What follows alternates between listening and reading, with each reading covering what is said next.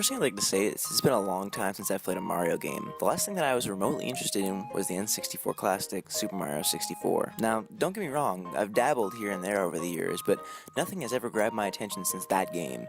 And I'm not sure if it's my age or the fact that after the amount of time I put into that game, I became so burned out on Mario that I could go for such a lengthy time without caring about seeing this plumbing hero ever again. With all that said, however, I took the dive last week into what I had heard as being one of the main reasons to own a 3DS. And so with that, here comes my long overdue return to the Mushroom Kingdom.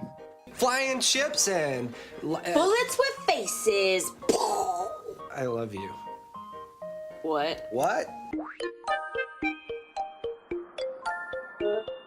The first thing that really shows in a Mario game as compared to most other platformers over the years is the great level of detail that is put into the controls, no matter what platform he's put onto. Mario on the 3DS is no different. With each subtle move of the 3DS's circle pad, which is amazing on its own right, by the way, Mario pivots and turns on a dime, making each of the levels feel like a joy to play through, even when they're at their most difficult and throwing a million things at you.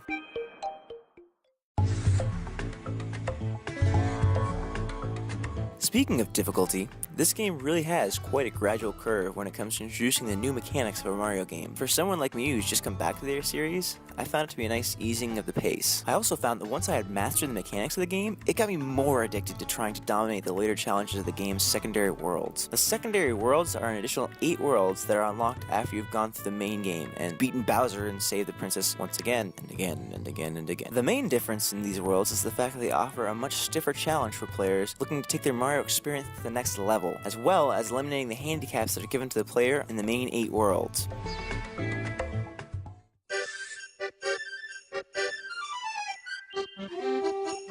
This game is the apparent return of the Tanuki suit. With a return, you can be sure to find pretty much everything in the game plastered with a damn tail. It does give you fond memories of the past, but at the same time, so many things use the tail that it starts to make you wonder if they were just hitting the copy and paste buttons by the end to make sure Nintendo fans never pestered them again for the damn thing. Another of the new additions is what I'm going to call the boomerang suit, because that's pretty much the power it gives you. It's a neat idea that the developers work into getting some of the coins in the later 8 worlds in some interesting ways, but overall I never really felt like I was dying to get another boomerang suit. It's more like, oh hey, there it is, cool, that'll help me, I guess.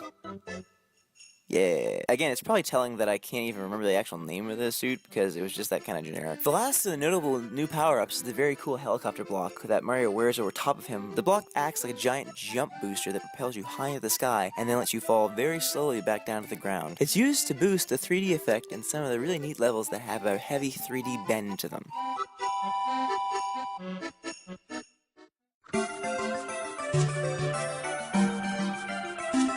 Ah yeah, the dreaded 3D effect that I seem to rarely want to turn on my 3DS. Well, in this game, I finally had a reason to want to endure turning the slider into a position other than off for once. Some of the level design in this game really makes you wonder how so many other developers, other than Nintendo, can do such a piss-poor job of using the effect to the point where it gives me a headache almost every single time. I really must give a strong shout out to the levels that play with the verticality in this game. With the 3D effect turned on, you really do feel like you're kind of falling into the game world as you're dropping down and coming back up with the propeller suit on. It's uncanny how my body at one point physically responded, feeling that it was being dropped. Maybe with more ideas like this being used in gaming, I may actually warm up to the idea of using 3D for immersion. One of the really nice things, however, is that even if you don't like the 3D in this game, it's entirely optional. Sure, some sections will seem slightly odd, but the game still gives you the tools in which to get past these with minimal trouble.